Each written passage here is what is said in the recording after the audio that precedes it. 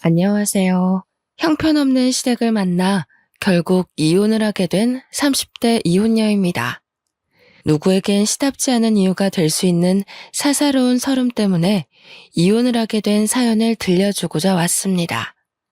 결혼을 하게 되면 원래 어느 집에서든 시댁과 친정 문제로 부부 사이에 트러블이 발생하는 건가요? 저희 부부만 그런 게 아니라 다 그런 건가요? 하소연이라도 해서 위안을 얻고 싶어 이렇게 라디오를 찾게 되었네요. 부부가 돼서 한 번도 다툼 없이 살아갈 수는 없다는 거 인정하지만 남편과 제가 서로에게 감정 상하는 것이 어째 우리만의 일이 아니라 자꾸 시댁과 친정이 걸려야만 없는 건지 모르겠습니다. 명절 또한 그래요. 제가 딸이었을 땐 마냥 즐겁기만 했던 명절이 며느리가 되니까 다이어트 기간이 되어버린 것처럼 그렇게 밥맛이 뚝 떨어지더라고요. 행복하고자 시작한 결혼인데 저는 살아온 세월 중 역대로 불행한 시간을 보내야만 했습니다. 제가 이혼하기까지 1년 조금 넘은 시간이었습니다. 시간이었죠. 그 짧은 시간조차 글로 남기려니 더 함축하고 줄여야 되더군요. 그래도 최대한 저의 경험을 살려서 들려드리도록 하겠습니다. 저는 남편과 결혼하기 전까지 남편을 잘 안다고 생각했습니다. 저희가 장기간 연애를 했는데 결혼 약속이 주변에게 알려졌을 때 주위에서 선 넘는 조언을 많이 하더라고요. 축하만 해주면 좋겠는데 자꾸만 연애와 결혼은 다르고 동거와 결혼은 다르다면서 결혼 신중하게 결정하는 건 맞냐고 수도 없이 묻더군요. 아줌마 아저씨 되는 직장 동료들이 특히나 그런 소리를 입에 담았습니다. 그때는 시모시부가 한 10대 명은 있는 기분이었어요. 그저 잘 알지도 못하면서 남의 인생사 함부로 말하는 잔소리로 들렸다는 거죠. 말 그대로 제가 남편과의 결혼을 선택한 건 결혼이 10년의 연애의 종착지라고 생각하기도 했고, 나이 35살에 또다시 다른 남자를 만나 연애의 과정을 거쳐 결혼까지 도달하기엔 너무 늙었다고 생각했기 때문이었습니다. 그런데 그렇게 얼렁뚱땅 결혼을 한번 갔다 오고 나니 결혼에는 나이가 중요한 것이 아니라는 걸 지금에서야 깨닫고 있네요.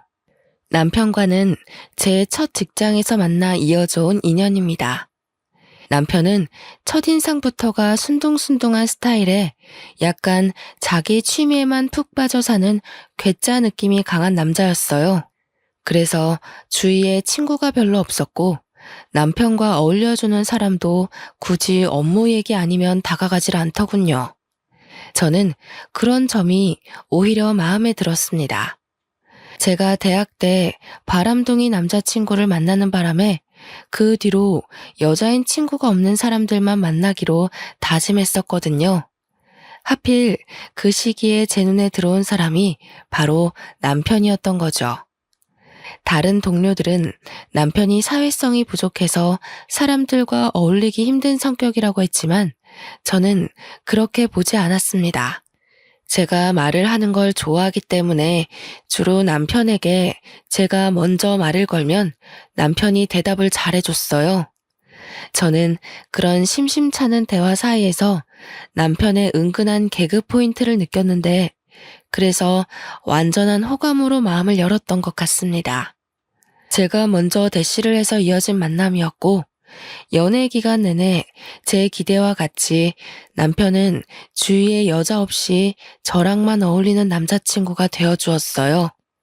10년의 연애 끝에 결혼을 하게 되었을 시점, 제가 남편을 개과천선시켰다고 해도 과언이 아니었는데요. 운두년 같던 사람이 저와 연애를 하면서부터 점차 사람들과 잘 어울리게 된 것도, 신뢰받는 팀장으로 승진된 것도, 상대의 감정을 살피고 적당한 배려를 하게 된 것도 전부 제가 남편을 그렇게 변화시켜 놓은 거였습니다. 원래 남편을 알던 사람들은 남편의 변한 모습을 신기했고 남편은 어딜 가나 여자친구 잘 만났다는 소리를 들었죠. 결혼 신중하게 하라는 소리를 잔뜩 들은 저와는 다르게 말입니다. 남편의 청혼으로 결혼을 하게 된 저는 그야말로 나름 성공적인 결혼을 했다고 생각했습니다. 제가 남편을 변화시켰다고 했잖아요.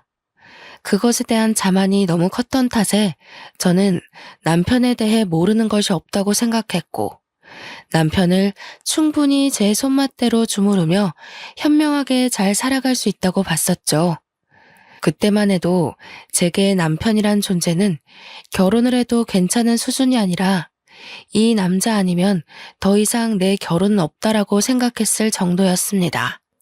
그리고 결혼을 한다고 하더라도 10년을 연애했는데 뭐가 크게 달라지겠어요. 같은 지붕 아래 살게 되었다는 것만 다르지 연애하던 때와 차이가 없을 거라고 확신했습니다. 그렇게 결혼을 하고 첫 명절이 다가온 시기에 저는 주위 사람들이 왜 그렇게 연애와 결혼이 다르다고 했는지 아주 제대로 느끼게 되었는데요. 왜 명절 때마다 뉴스에 명절 증후군 소식이 여기저기 들려오는지 알 수 있었습니다. 결혼을 하고 첫 설날이 다가오던 때 저는 남편의 낯선 모습을 마주했어요. 이번 명절에 우리 식구 다 같이 태국 여행 가기로 했어. 장모님한테 이번 명절 방문 못한다고 말씀드려야 될 것 같아. 어? 갑자기 무슨 여행? 나한테 그런 말 없었잖아. 아니, 안 돼. 우리 엄마는 혼자야. 친척들도 다 서울에 살아서 엄마 들여다봐줄 사람도 없단 말이야. 내가 가야 돼. 다음 명절 있잖아. 그때 종일 친정에 있어주면 되지. 이 여행회사 상여금이랑 명절 보너스 덕분에 가는 거라서 이미 호텔까지 싹 다 예약 끝났단 말이야. 이번만 그렇게 해. 친정 방문을 선심 쓰듯 다음 명절로 미루는 남편을 보고 어이가 없었습니다. 심지어 저는 이 사실을 명절 일주일 전에 들었어요. 시댁 전체가 태국 여행을 가기로 했고 저도 그 여행을 따라 나서야 된다고 하는데 왜 당사자인 제게 통보하듯 말해주는 걸까요?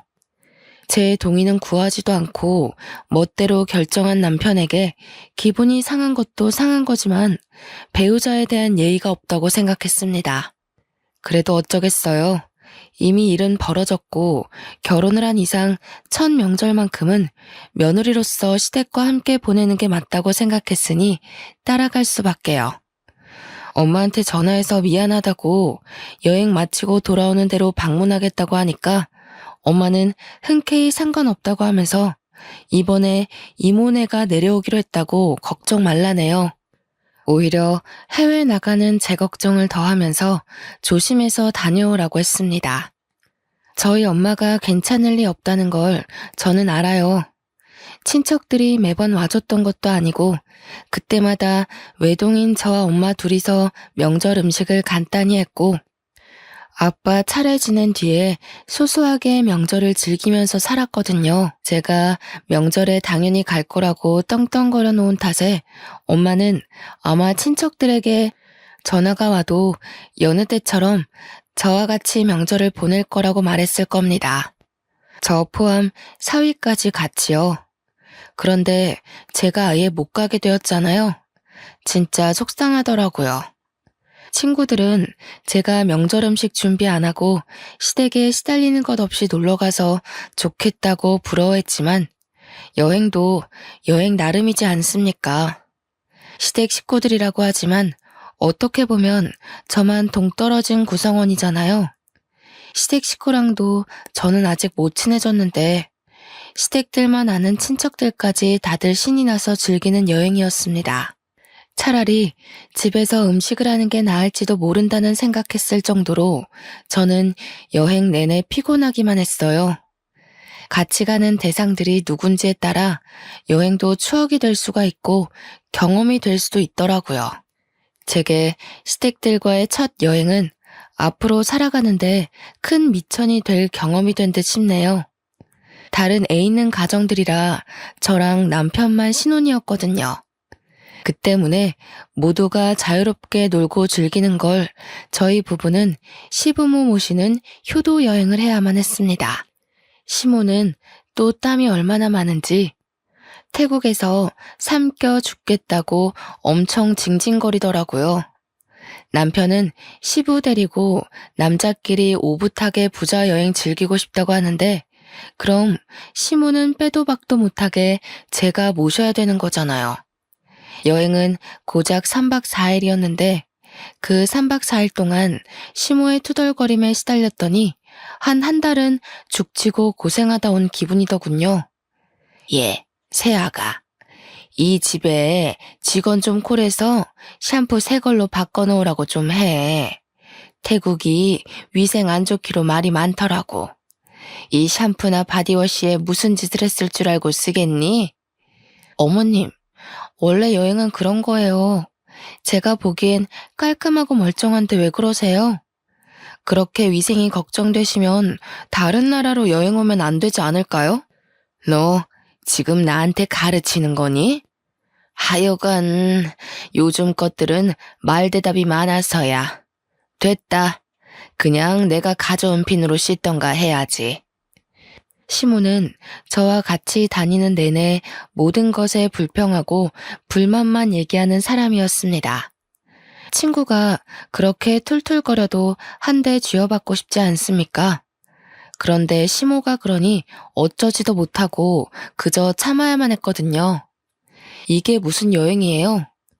시모는 비행기 자리까지 제 고막에 피가 나도록 시시콜콜 불평을 늘어놓았습니다.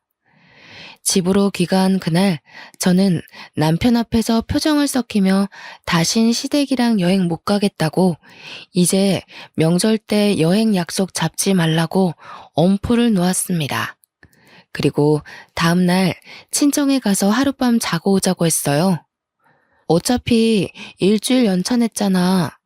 내일 아무것도 안 하는데 다녀오자. 엄마 아마 명절 내내 혼자 보냈을 거야. 이모네 간다고 했었는데 차 문제 생겨서 못 갔대. 다음 명절에 가기로 했는데 왜 그런 말을 했어? 어느 세월에 포항까지 갔다 와. 내일까지는 고속도로 막힐 것 같은데. 그래도 출근하기 전엔 좀 쉬다가 가야지. 자기 웃긴다. 비행기 타고 태국은 뿔뿔 돌아다니면서 같은 땅인 포항은 왜 못 가? 못 가는 게 아니라 가기 싫은 거 아니고?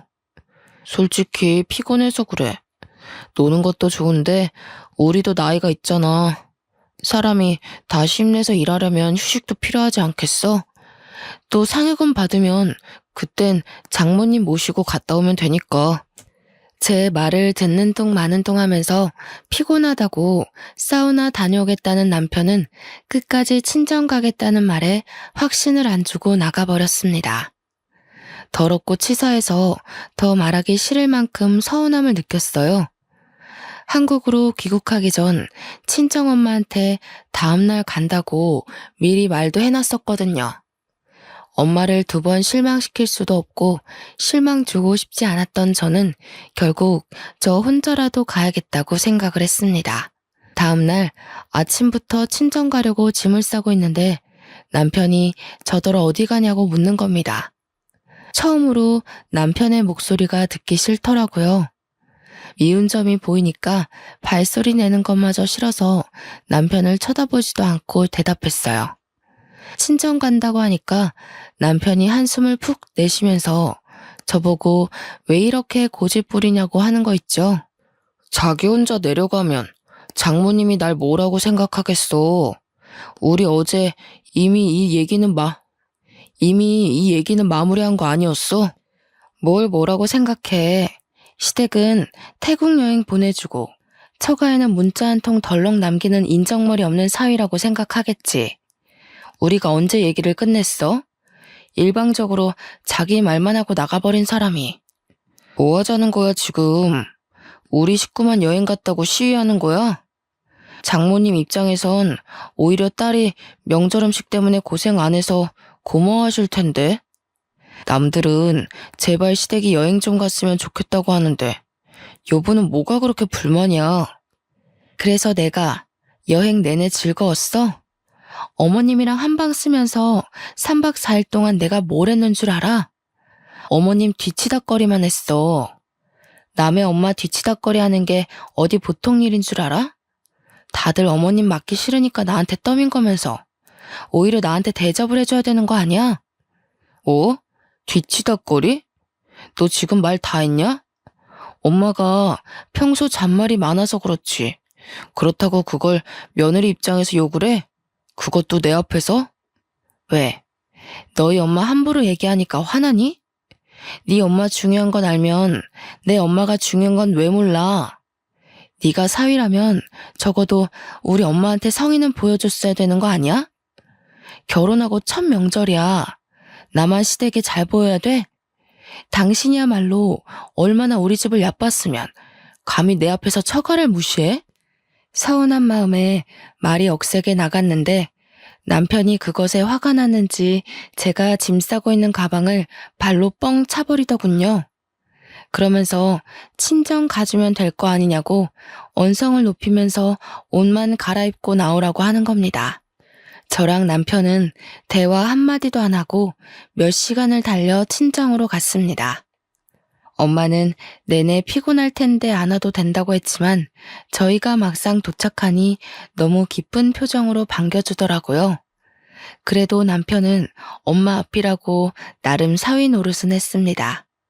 길에 소고기를 사서 엄마한테 선물로 주었죠. 같이 후하게 식사를 하고 당연히 하룻밤 자고 가려고 엄마가 마련해준 방에 들어갔는데 남편한테 시댁에서 전화가 오더라고요. 옆에 있던 저는 방 안이 조용하니까 통화를 다 들을 수 있었습니다. 내가 못 산다. 그래서 그 먼 거리를 갔단 말이야? 새아기는 생각이 있는 거니 없는 거니? 해외에서 많은 식구들 인도하느라 애쓴 너를 기어이 끌고 나간 거냐? 당장 새아기 바꿔봐라. 그냥 남편이 알아서 해결했으면 좋겠다고 생각했는데 남편은 꼬박 제게 전화를 넘기더라고요. 여보세요 한마디 하자마자 시모의 카랑카랑한 목소리가 울렸고 이미 남편 통화할 때 엿들었던 내용을 고스란히 다시 들었습니다. 저는 당연히 명절이니까 내 부모님을 찾은 건데 그게 이렇게 욕까지 먹어가면서 스트레스 받고 죄지는 기분을 느껴야 하는 건지 순간 서럽더라고요. 시모가 잔소리 끝나고 알겠냐고 재차 확인하는 말에 저는 화가 나고 눈물 나고 짜증나서 대답도 안 하고 냅다 끊어버렸습니다.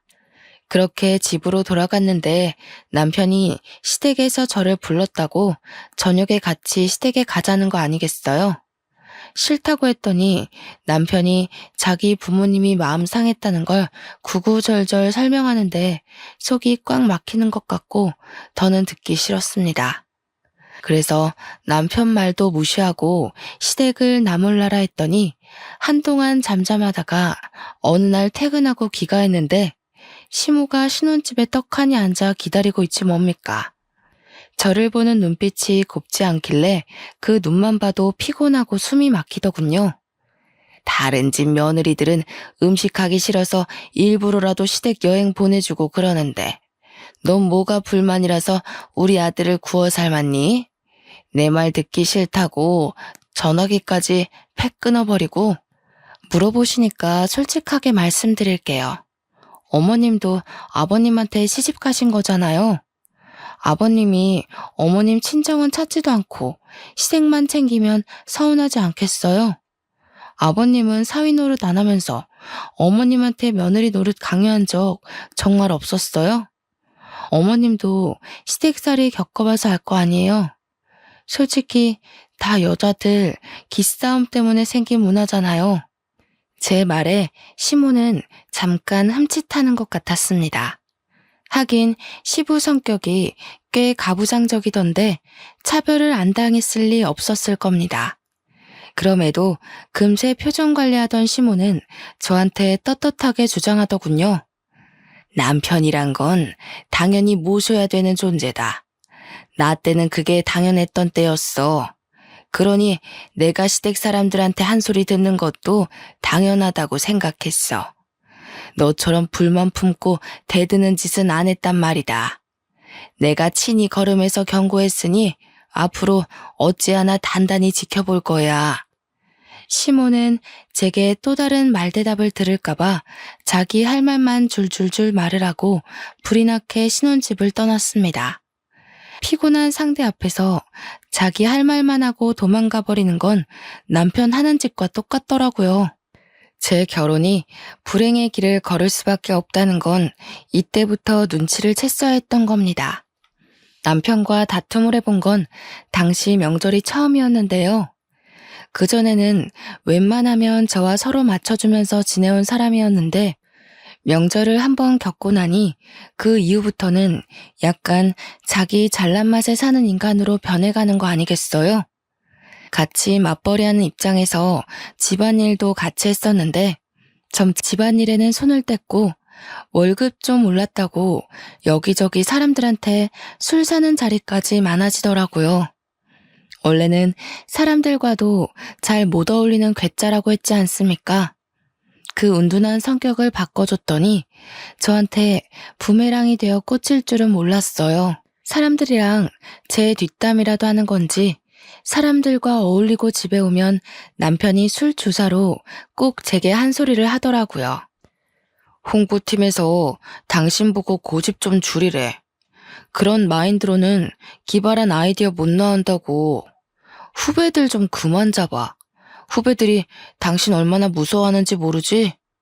술만 마시면 저런 식으로 저에 대한 단점을 콕콕 집어냈습니다. 남편이 주구장창 제 단점을 꼽으니 처음엔 정말 사람들이 저를 그렇게 생각하는 줄 알았어요. 그러니 그땐 저도 모르는 사이 직장에서 말수가 줄어있더라고요.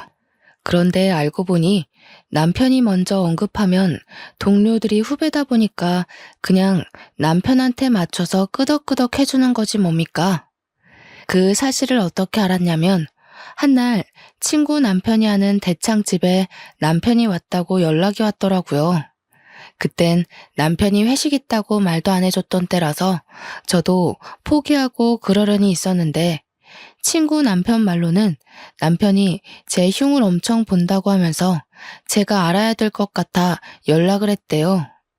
친구 남편 앞에서 너무 쪽팔리고 동네 창피했지만 그와 동시에 열이 확 올라서 결국 그 가게를 찾아갔습니다. 갔더니 남편 혼자서만 잔뜩 취해서 하하호호 웃으며 진짜 제 흉을 보고 있더라고요. 여자는 저처럼 성깔이 강하면 안 되고 고분고분해야 된다면서 그러면서 뒤이어 있는 말에 저는 끝내 그 자리를 끼어들고 말았습니다. 남편이 저랑 잠자리에 대한 것도 얘기를 꺼내는 거 아니겠어요? 아무리 술 취했다고 해도 할 말 못할 말은 구분해야죠. 구분 못할 정도로 마시면 그건 짐승이잖아요. 저는 친구 남편한테 술값 2배로 계산하겠다고 하고 술을 꺼내서 뚜껑을 땄습니다. 남편 머리 위에 2병이나 콸콸 쳐부어 버렸어요. 그제서야 동료 후배들은 저를 알아보고 인사를 했고 남편은 소리를 지르면서 허우적거리다가 나자빠졌네요. 다들 잘 보고 가서 꼭 소문 좀 내줘요. 김 팀장님이랑 회식했는데 배우자 흉 보다가 개꼴났다고요. 그리고 어디 가서 이런 사람 있으면 네 말이 맞다고 맞춰주지 마요. 그럼 이런 개자식이랑 같은 급으로 비춰지니깐. 그만 가봐도 좋다는 제 말에 동료 후배들은 후다닥 달아났습니다.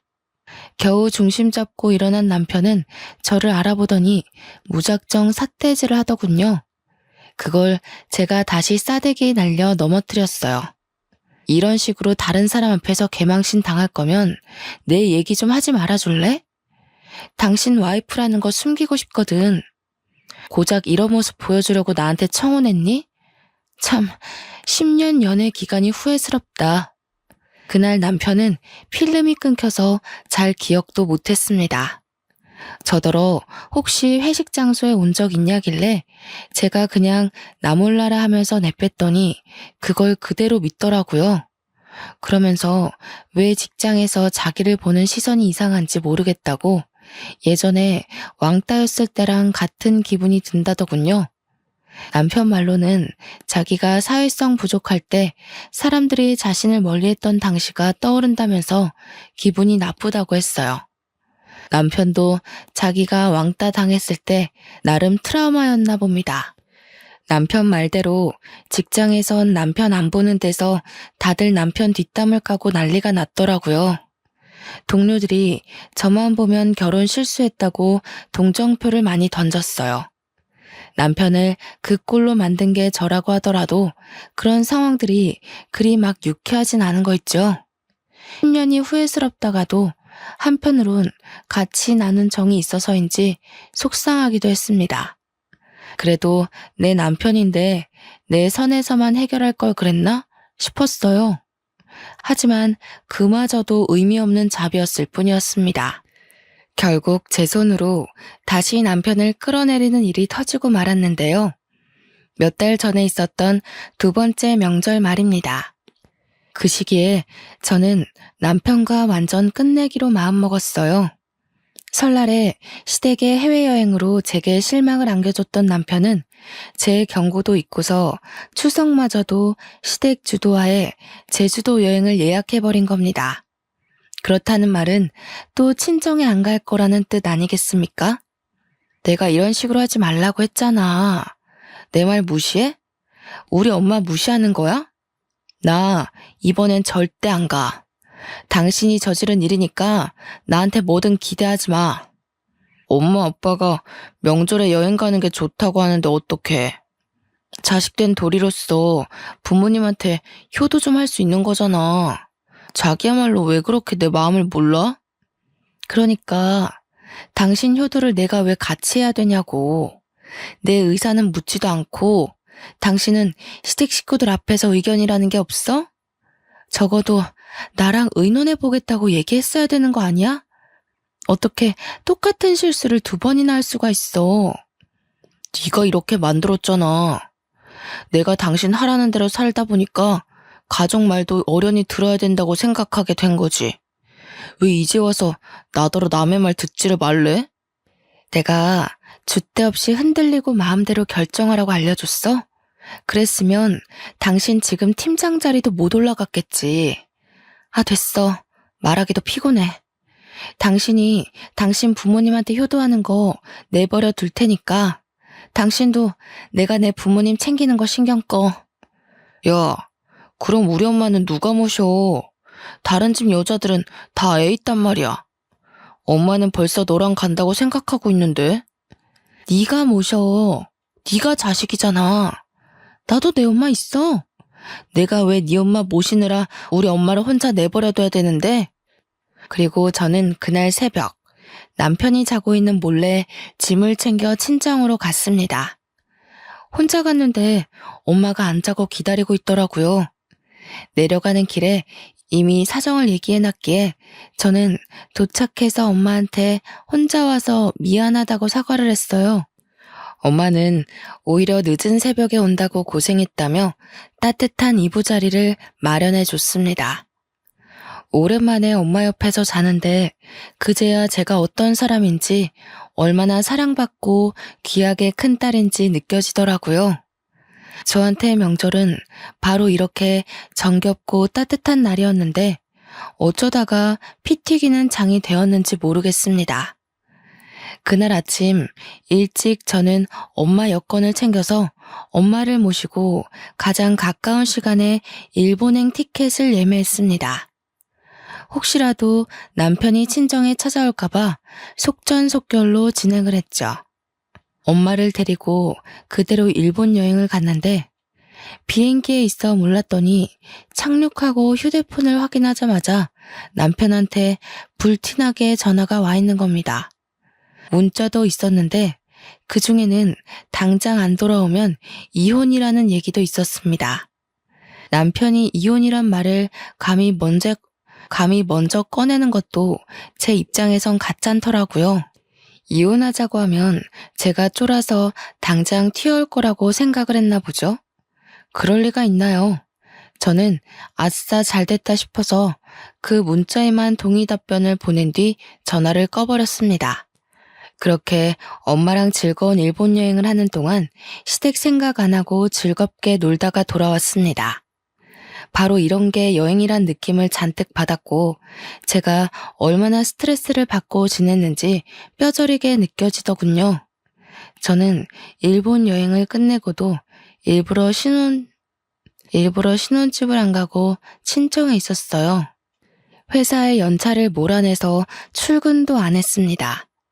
그리고는 남편한테 우편으로 이혼 서류만 보냈죠. 한 일주일 지났을 때 남편이 초췌한 몰골로 친정을 찾아왔더라고요. 자기야, 도대체 왜 이래? 이혼 서류만 보내고 연락도 안 받는 게 어딨어? 제발 집에 좀 들어와. 나 당신 없으면 안 되는 사람인 거 누구보다 당신이 잘 알잖아. 그랬었나? 결혼하자마자 얼굴색 바뀌면서 당신 입맛대로 살길래 이미 당신한테 나는 아무것도 아닌 줄 알았는데 먼저 이혼 얘기 꺼낸 사람이 갑자기 왜 아쉬운 척이래? 아니야. 그건 여행 당일에 당신이 사라지고 없으니까 식구들이 난리 나서 나를 닥달하잖아. 이혼, 그건 홧김에 한 소리였지. 절대 진심 아니야. 그러니까 제발 집에 가자, 응? 왜? 여행 가보니까 당신 식구들이 얼마나 사람 피말리는지 느꼈어? 그래서 앞으로 내가 다시 네 엄마 뒤 봐주길 바래서 온 거 아니야? 절대 아니야. 나 이번에 제주도 여행 갔을 때 죽는 줄 알았어. 엄마가 얼마나 징징거리던지. 당신 태국 여행 때 진짜 많이 힘들었겠다. 몰라줘서 미안해. 출근을 안 하니까 직장에서도 사람들이 자꾸 수군거려. 회식에도 안 껴주고.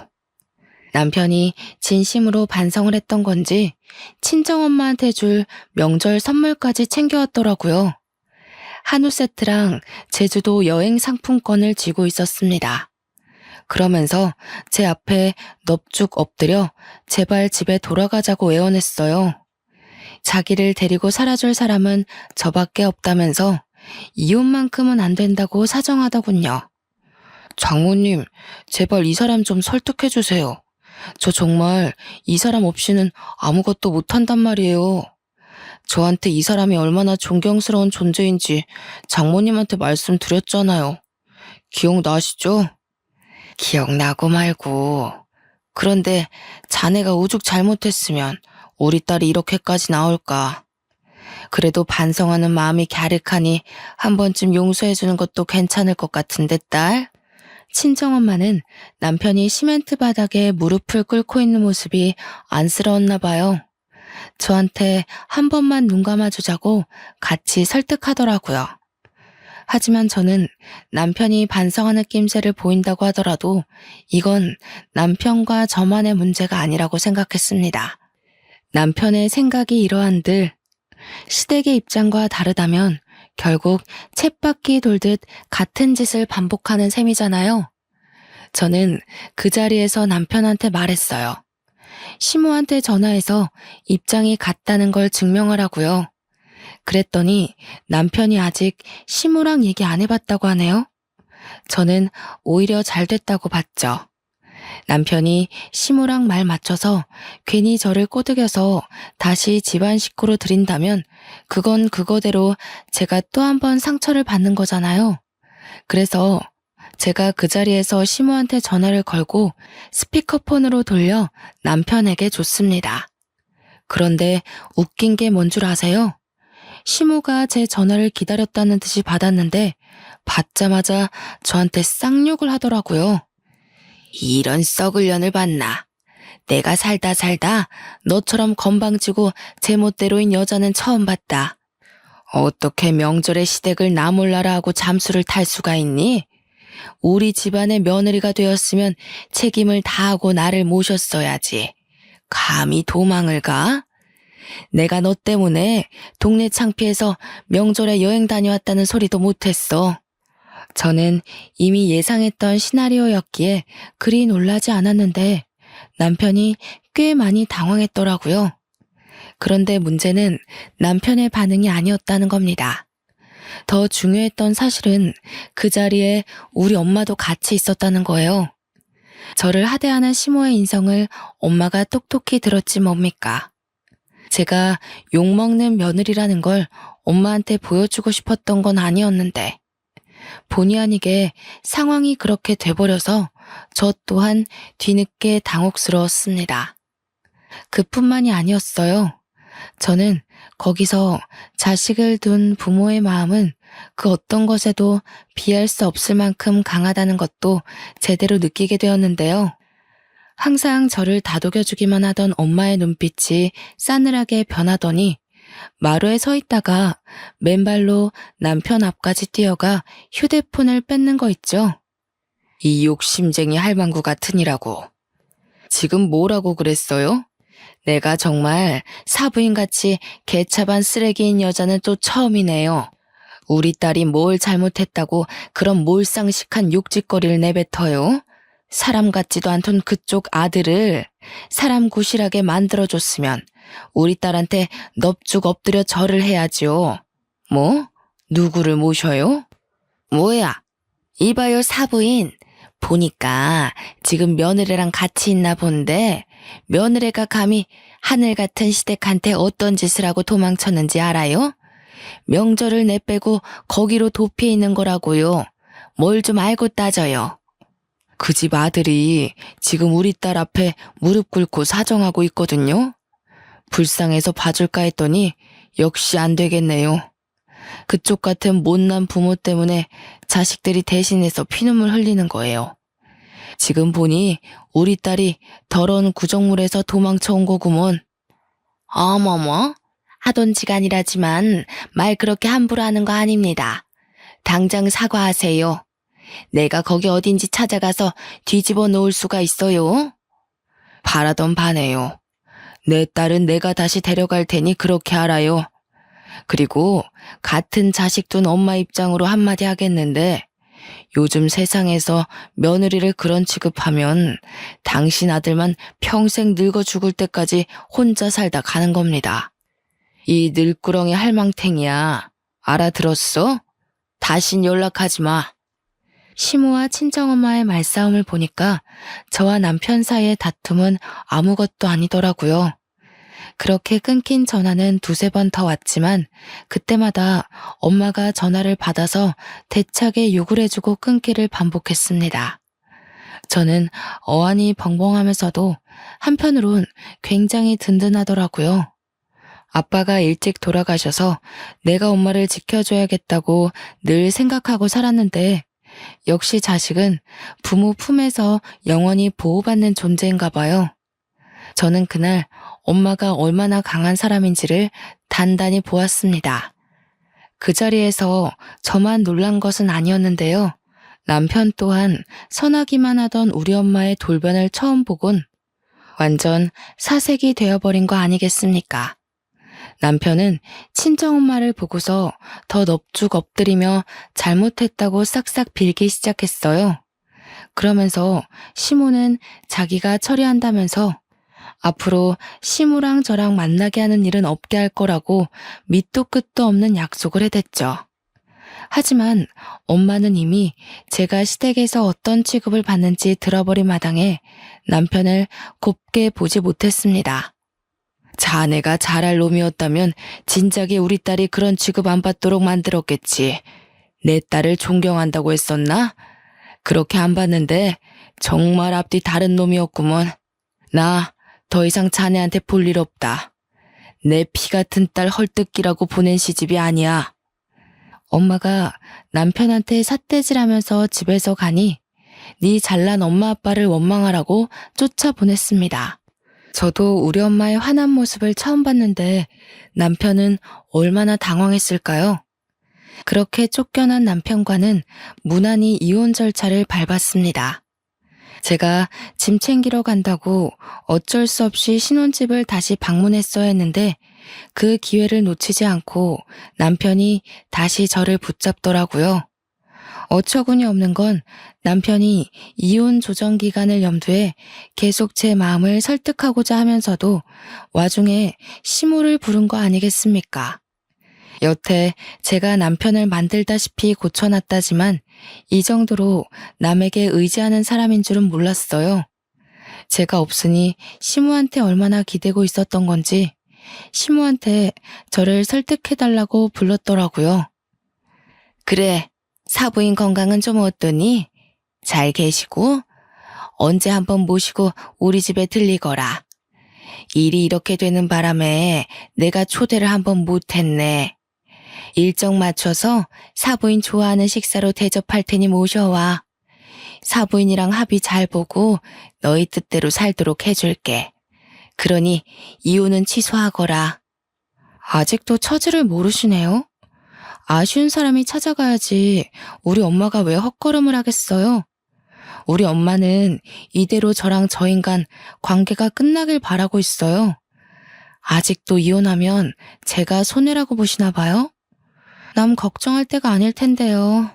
저 인간이 직급 승진할 수 있었던 거 다 제 덕이에요. 남편 말로는 시모가 사과하러 온다고 하길래 어떻게 사과를 하나 살짝 궁금했는데 사과는커녕 끝까지 자존심 안 굽히려고 고개 빳빳이 들고 있는 꼴을 보니 굳이 제가 용서할 필요는 없겠더라고요. 그렇게 저는 시댁이 채운 쇠고랑에서 완전히 벗어날 수 있었습니다. 전 남편이랑은 같은 회사니까 어쩔 수 없이 마주쳤는데요. 전 남편이 회사에서 저를 피해 다니더라고요. 삐친 건지 토라진 건지 그런 건 모르겠고 한 번씩 저한테 실수인 척 커피를 쏟는 거 아니겠어요? 유치한 보복인 거 알지만 그게 계속 반복되니까 화가 나대요. 그래서 저는 전 남편의 쓰레기 같았던 행동들을 동료들에게 그대로 소문내고 다녔습니다. 원래 그랬던 것처럼 또다시 사내에서 왕따 한번 실컷 당해보라는 뜻으로요. 소문이란 건 제가 적당한 화제거리만 던져줘도 알아서 발이 달려 널리 퍼지더라고요. 심지어 과장이 조금씩 더해지더니 최근에 우연히 들은 소문은 제가 알고 있는 전 남편 이미지보다 훨씬 더 개쓰레기가 되어 있었습니다. 처음엔 다들 제 의견을 들을 때면 전 남편이 그렇게까지 이기적이고 배우자의 소중함을 모르는 사람인 줄은 몰랐대요. 그래서 더 충격이라 소문이 더럽게 퍼졌나 봐요. 이제는 전 남편이 지나가기만 해도 사람들이 수군대기 바쁘거든요. 그러니까 사람은 살던 대로 살아야 된다고 간도 콩할 만한 사람이 감히 시댁을 앞세워서 와이프 무시하고 다니니까 천벌받는 거잖아요. 와이프 욕하는 게 자기 얼굴에 침 뱉는 건 줄도 모르고 신나게 했을 생각하니까 다시 돌이켜봐도 참 한심하네요. 들리는 소문에 의하면 전 남편이 상사한테 깨져서 비상구에서 오는 걸 여자 동료가 봤다고 저한테 말해주더라고요. 항상 윗선에 결제 보고 올리기 전에 제 검토를 받고 갔던 사람인데 혼자서 하려니까 뭐가 많이 안 되는 것 같았어요. 저 없으면 자기는 아무것도 아니라는 전 남편의 말이 지독하게도 공감이 되는 거 있죠? 소중한 줄 모르고 자기 사람이라며 저를 함부로 했으니 꼴 좋네요. 반대로 저는 오히려 결혼을 한 것이 손해였어요. 다들 저더러 전 남편과 왜 결혼하냐고 선 넘는 조언을 해줄 때 들어 먹었어야 했다는 걸 이혼을 하고 나서야 깨달았습니다. 어른들의 말이 무조건 고지식하다는 건 틀린 말이에요. 어른 말 들으면 자다가도 떡이 생긴다는 거. 그거 모른 척 외면하고 결혼을 진행시켰다가 제가 눈물나게 혼쭐났잖아요. 시댁이 아무리 잘나면 뭐합니까? 제가 소중히 여기고 사랑하는 친정을 감히 무시하고 깔보는 시댁이라면 당연히 없는 게 낫죠. 이혼을 하고 난 뒤에야 더 상쾌한 날을 보내고 있는 저는 나이 때문에 결혼해야만 한다는 압박에 스스로를 가두지 않고 자유롭게 마음을 열고서 인연을 만나는 중입니다. 새로운 인연이 닿다 보면 언젠가 제게 알맞은 남자가 나타나지 않을까 기대도 하고 있어요. 대신 다시는 사람을 고쳐 쓰진 않고 있는 그대로의 인품을 보겠다고 다짐을 하면서요. 전 남편과 10년을 만났으니 과거를 되돌아볼 때마다 어쩔 수 없이 전 남편을 떠올려야 할 거예요. 세월 앞에 장사 없는 거 아는데 세월도 뼈아픈 경험을 잊게는 못해주는 것 같아요. 세월 헛되어 보냈다는 생각도 들지만 그래도 한편으론 정말 귀한 경험을 하지 않았나 싶습니다. 전 남편 같은 사람 덕분에 만남의 기간이 사람과의 관계의 필수적인 요인은 아니라는 걸 깨우쳤잖아요. 늦은 나이에 결혼했기 때문에 그만큼 사람을 잘 알고 결혼했다고 생각했는데 사람이란 건 어쩔 수 없이 실수를 할 수밖에 없는 존재라는 것도 알았어요. 세상에 완벽한 사람은 없고 저 또한 미숙한 성인일 뿐이라는 것도요. 제 나이가 40, 50이 되면 어떻습니까? 더 이상은 나이에 쫓겨서 제 인생을 버리는 식으로 결혼을 하고 싶진 않네요. 주변인의 눈치에 줏대 없이 흔들리는 것도 문제지만 저처럼 주변이 조언을 잔소리로 듣고 귀를 닫아버리는 것 또한 문제가 아닌가 싶습니다. 저도 이번 계기에 제 자신의 헐랭이 같았던 태도를 좀 되돌아볼 수 있었어요. 제 자신을 위해서라도 필요한 조언을 걸러 들을 수 있는 길을 길러야겠다고요. 여러분들은 어떠신가요? 주변인 말 안 듣고 내 입장 밀고 나갔다가 실패를 하신 적은 없나요? 저보다 더 훌륭한 경험을 하신 분들 많을 거라 생각합니다. 그 모든 것들이 청취자분들의 발목을 잡는 게 아니라 미천이 되는 경험이었으면 좋겠네요. 제가 준비한 사연은 여기까지입니다. 비록 제 사연의 결말은 이혼이지만 제겐 이혼녀라는 것이 꼬리표가 아니라 삶의 고충을 이겨냈다는 머리표라는 것을 자랑스럽게 말씀드리고 싶어요. 긴 사연이었습니다.